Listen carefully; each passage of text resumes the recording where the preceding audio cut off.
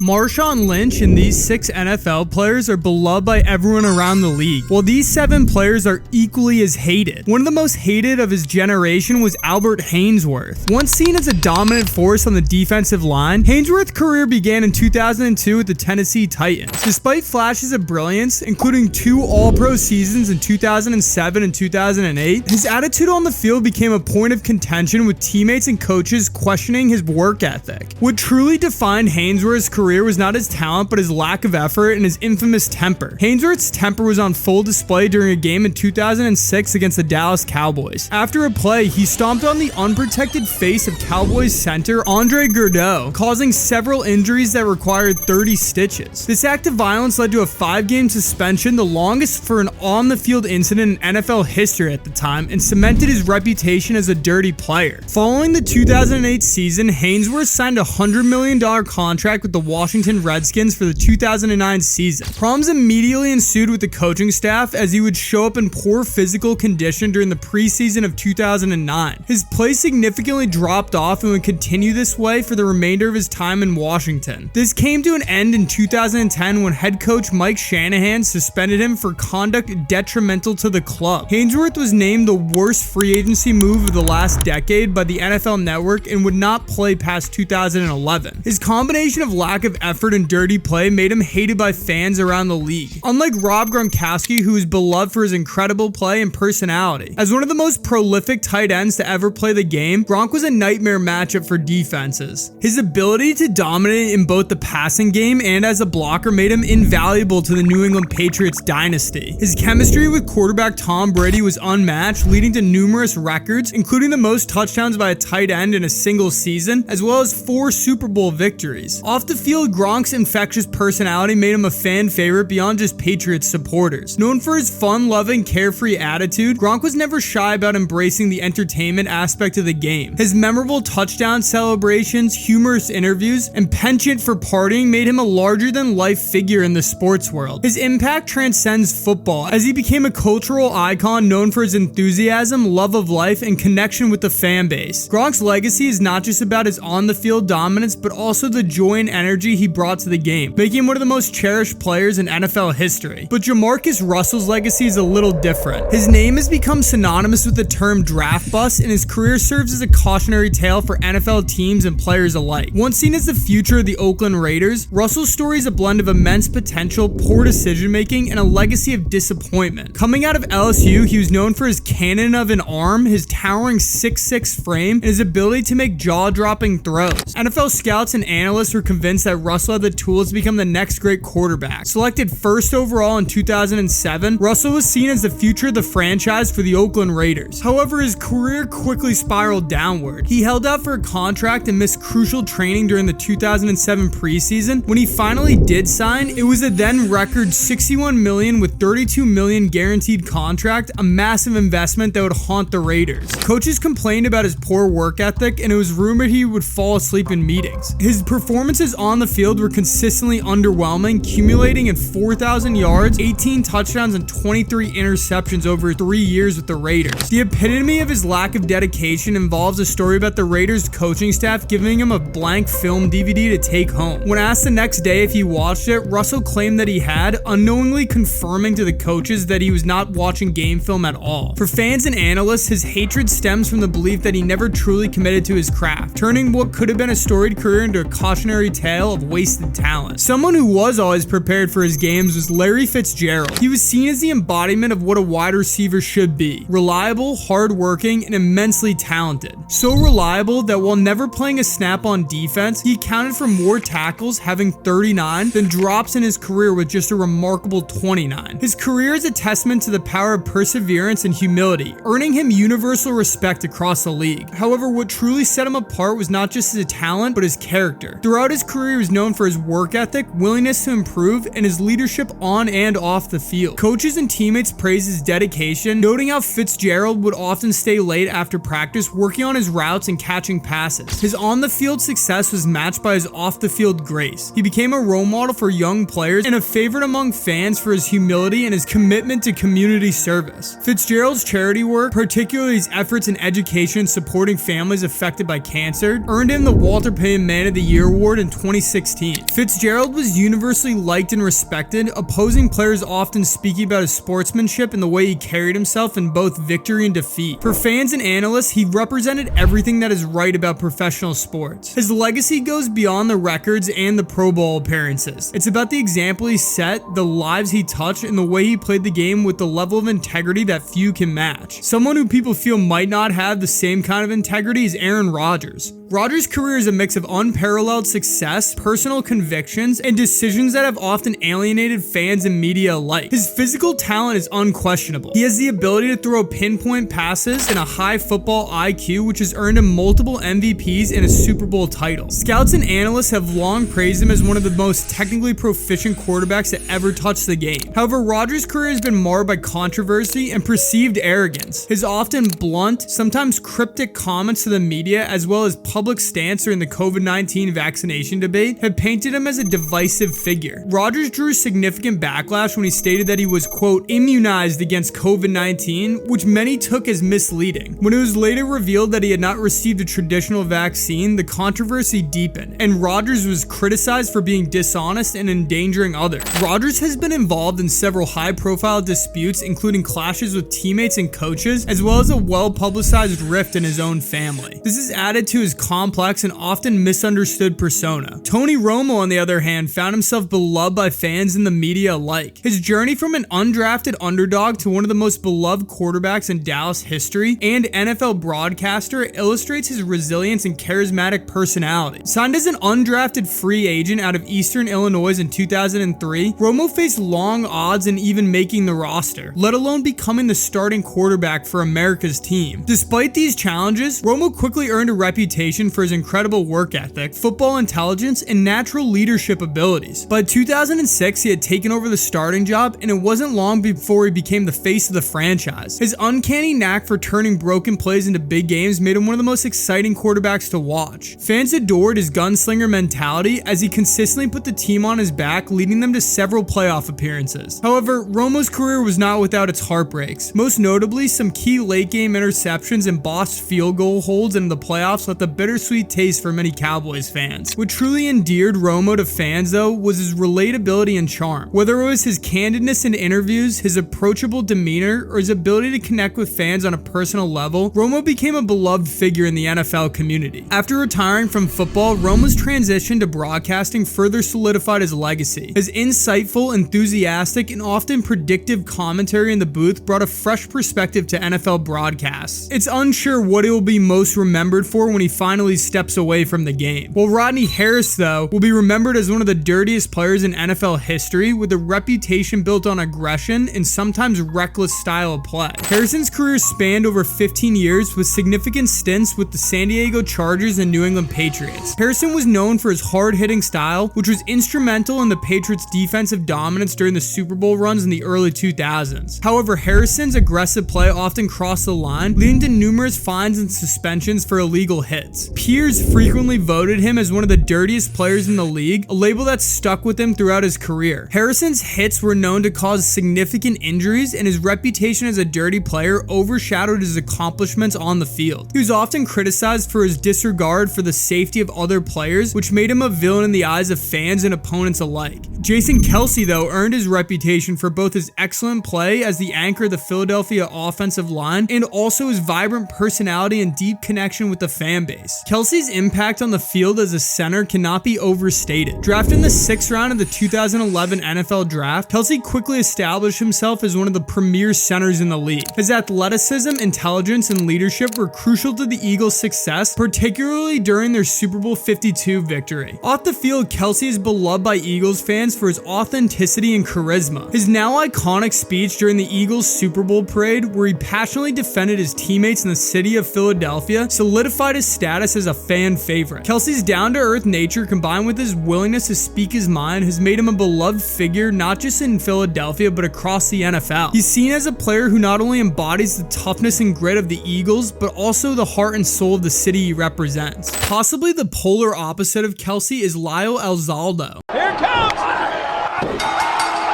Considered one of the most feared and hated players of his era, his on-the-field intensity made him a nightmare for opponents, but it also earned him a reputation for dirty play. Alzado's temper was legendary, and he was not above using intimidation and brute force to gain an advantage, often crossing the line into violence. One of the most infamous incidents of Alzado's career occurred in 1982 when he ripped off the helmet of an opposing player and threw it at him during the game. The act of aggression was symbolic of Alzado's playing style and cemented his reputation on the field. However, off the field, his life was distinctly different. Many refer to him as a gentle and caring person, contradictory to the violent and combative player with a short temper that ESPN referred to him as. His brother believed that the upbringing they had played a large part in the violence he demonstrated on the field, as the two grew up with an absent and alcoholic father. Alzado admitted to long-term steroid use, which he later blamed for the brain cancer that eventually took his life at the age of 43. The excessive steroid use could be an additional reason for his actions on the field. Alzado's public struggle with his health and his candidness about the dangers of steroid use brought significant attention to the issue, but it also cast a long shadow over his playing career. However, it would be tough to overshadow the legacy of Drew Brees. Brees' name is etched in NFL history as one of the greatest quarterbacks to ever play the game. He would join the New Orleans Saints in 2006, a move that changed the course of the franchise and the city itself, leading the Saints to their first ever Super Bowl victory in 2010 and earning the Super Bowl MVP award. His impact on the field was incredible. He broke numerous records throughout his career, including the NFL's all-time leader in passing yards and passing touchdowns at the time of his retirement. However, what makes him truly beloved is his unwavering commitment to his team, his community, and his family. After Hurricane Katrina devastated the city, Brees and his family became the pillars of the community. He and his wife Brittany have raised millions of dollars through their Brees Dream Foundation to support cancer patients, rebuild schools, and provide educational opportunities for children. Brees' commitment to the city during its darkest days endeared him to the people of New Orleans in a way few athletes have ever been loved by their communities. Despite his success, Brees always remained grounded, often attributing his achievements to his teammates and coaches. A quarterback, though, that many NFL fans don't like is Patrick Mahomes. While revered by many as one of the brightest young stars in the NFL, he's become one of the most polarizing figures in the league, partially due to the sheer dominance he has displayed since becoming the starting quarterback for the Kansas City Chiefs. At just 28 years old, he has already secured 3 Super Bowl victories and 2 MVPs,